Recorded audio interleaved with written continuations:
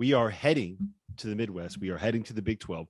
Kansas is the favorite to win that league. I don't think that's arguable at this point. They have a 2-game lead on everybody else in the Big 12. But my take, and I'm going to you first on this one, Fanta. Texas Tech is the team in that conference that is best built to make a run deep into March. Hot or not? Too hot. Yeah, it's too hot. On the offensive end of the floor, I do not trust them as much as I can trust Kansas on offense, and I can trust, I just think Baylor's going through a bad way right now. I do. I don't think it translates to who they actually are. I think that I will say this. I think both Baylor and Kansas's best day is better than Texas Tech's best day. Texas Tech is the best defensive team in this league, in my mind, but I don't trust them in late game situations in the NCAA tournament offensive end of the floor. And the reason why I sit here and say that's too hot of a take is at the end of the day, Kansas has Ochai Agbaji, Texas Tech does not. And Baylor, look, James Akinjo has not been good and was not good this weekend. But we at the Field of 68 have talked about Akinjo's importance of Baylor and how if he's on, it changes everything for the Bears. So I think Texas Tech is a gutsy team, a team that could make a deep run in the NCAA tournament. I don't want this to be an indictment on Mark Adams and the job he's done with this group. But guys, I feel like I'm forever scarred by that Texas Tech Tennessee game at Madison Square Garden. It scarred me. It scarred me. I know it's all the way back in December, but it scarred me. I still live those scars.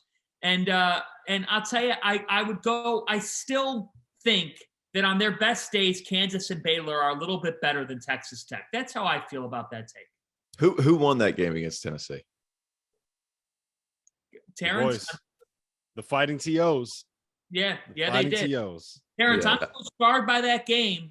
I don't even remember who won it. That wasn't an alarm, by the way. That was Fanta with a landline. I don't have a landline at my house right now. That's awesome. It kind of brought me back a little bit. Hey, here's an interesting thing for you. If you want to talk about just strictly Texas Tech, Kansas. Kansas is number 1 in offense, and that during conference play, number 1 in offense, number 4 in defense. Texas Tech's number 1 in defense, number 4 in offense. What are you going to trust more to show up every single night?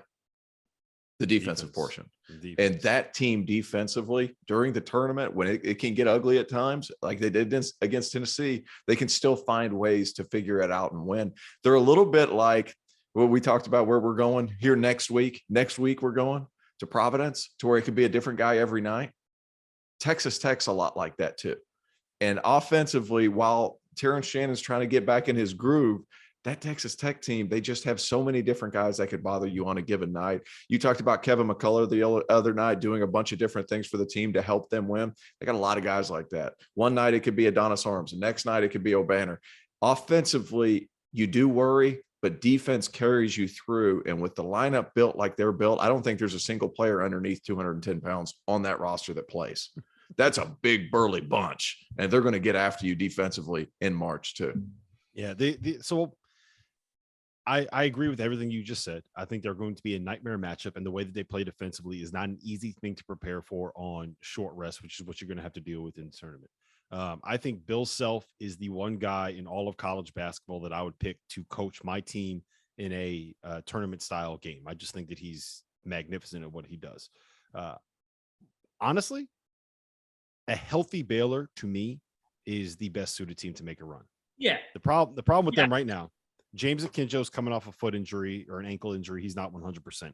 LJ Cryer has missed a couple games. He's not 100%. Adam Flagler played the other day. He's not 100%. So now you have your 3 guys that initiate offense, the guys that are most important to creating the spacing on the floor, the guys that set the players up, the finishers, whether it's JTT or Kendall Brown or Jamie Sohan or whoever.